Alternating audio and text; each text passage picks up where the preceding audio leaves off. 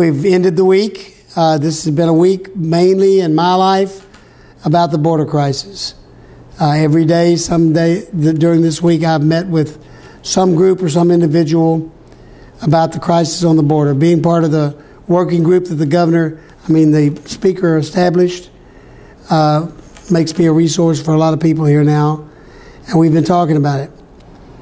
This next week, when we come back, we will have a bill on the floor that will address the core problem that is facing us on our southern border, and that is the 2008 law that needs to be fixed because it gives a big hole in our immigration policy that allows these young people to come up here and surrender themselves and work their way right out into our society without really not very many obstacles. Now, we have a compassionate issue down on the border with these young people, these children. And this, quite honestly, we need to stop that pipeline coming out of the Central America, because there are people dying and there are people being raped and there are people being assaulted as they work their way up in this country because they're dealing with very evil men and women that run these smuggling groups. So this is a crisis that affects human beings at every level, including every American citizen. And I'm proud that we are going to have a bill on the floor to address that. And we're going to fund the money needed, but not excess money for other people's projects. And that's what I expect to come out of next week. Quite honestly, as serious an issue this is, if we don't fix it next week, then I think we need to keep coming back to here during what is supposed to be the August work in our district period. It's so important to our country that we fix the border and this special issue on the border, that we need to stay here till we get it done. And that's where I think and hope we'll be if we don't get it done next week. So that's really all encompassing of what's going on for the last several weeks since I got appointed to the Speaker's task force. The issues of immigration and these kids who are coming in basically almost 100% into our state, Texas, in the lower Rio Grande Valley. It is our issue.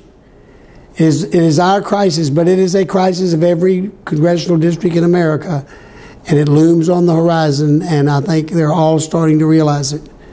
So we're going to work together to make sure that these children aren't harmed, but make sure also that they're not allowed to come into this country illegally, and that they have to be sent back to their homes, back where they come from. This is hard stuff that has to be done, but sometimes you have to do hard things to make the world work.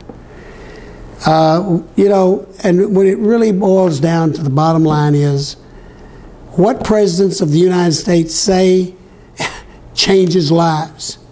And when the president made his declaration in 2012 that he was ordering the Justice Department to no longer start processing any children or families with children, and that we would no longer be deporting those people, it sent a message to the people around the world: if you can get to the United States and you can sneak in, that they're not going to deport you. Well, quite honestly, that's what's going on right now. The president's failure of leadership is just creating issues for us around the world. There's times in my lifetime that the killing of one American citizen would be outcry from our news media around the world. The killing of allies would have been an outcry, and yet we've had a jet airplane shot down. And my wife, I've told you before, my wife is from the Netherlands. And 190 of those people on that airplane were from Holland. It's a national disaster for one of our allies. And yet, the leader of the free world, the President of the United States, quite honestly, has been fundraising and more or less silent on this whole issue of bringing down a commercial aircraft. And those of you that fly regularly, just think. We used to feel safe flying in the skies. Do we feel safe anymore? That's a question we have to ask ourselves. And it has to do with the leadership in the White House. I hate to make these things political, but the truth is the truth. And when that's the truth, I'm going to say it. Well, I've got my boarding pass. I'm headed back to Texas, where I'm always happiest. And so I'll see you in Texas.